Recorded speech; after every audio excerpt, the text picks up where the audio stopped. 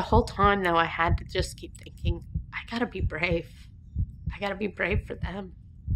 I have 4 daughters, and I have 3 grandbabies, and 1 on the way.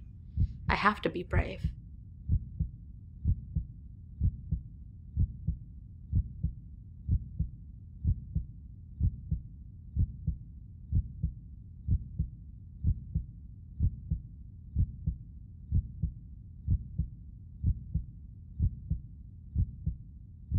And that was my 4th day in a row of working a 12-hour shift. Every time I would bend over, I felt like I was gonna pass out.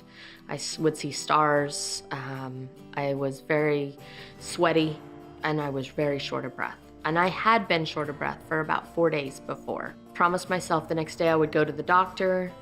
Everything, was planned. One of the other techs came up to me and said, "Debbie, are you okay? You don't look right."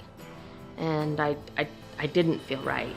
I was concerned that maybe she was possibly having a heart attack or some kind of cardiac event going on, but she didn't present with the typical type symptoms. Most of the time, men will have typical symptoms of heart attack, which are chest pain that is in the middle or the left side of the chest that goes into the neck or the left shoulder, maybe left arm, and they feel diaphoretic, short of breath, fatigue or tired, and with the symptoms.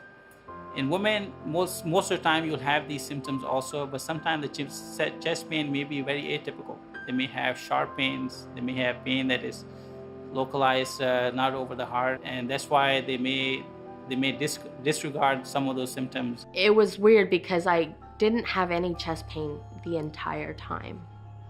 But during the stress test, I started having stabbing, shooting pain in my left shoulder. And the cardiologist looks at me and he goes, "Are you in pain?"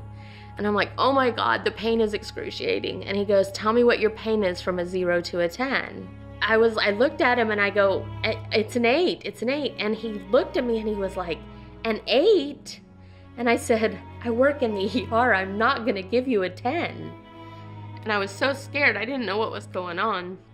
So that was an eye-opening experience, because all of a sudden, they're running with me on the stretcher, taking me to the cath lab, and I am just like, I'm like looking around like, this is a dream. This can't be right. Not long after that, they ended up putting in a femoral heart pump, because at that point they had finally realized that my right descending was 95% blocked.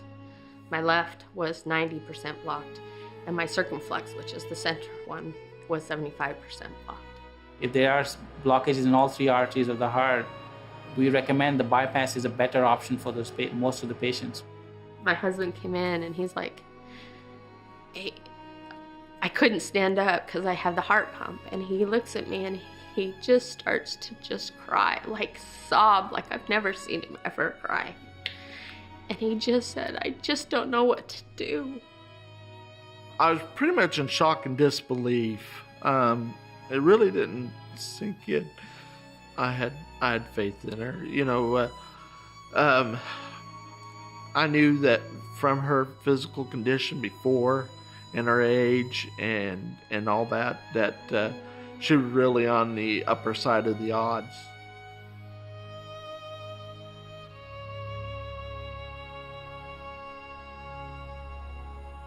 Not long after that, I remember I could feel my husband's hand.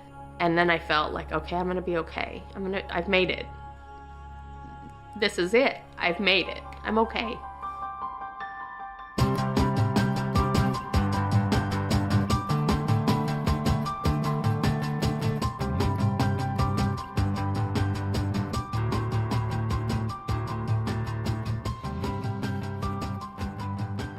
Seeing Debbie undergo bypass surgery and recover so quickly is very satisfying for us, because it makes us feel like we made the right decisions for her. She can, still keep up with everybody else, and she can work long hours and take care of patients and provide really good patient care to those people. And she does a good job doing it and has a positive attitude about it.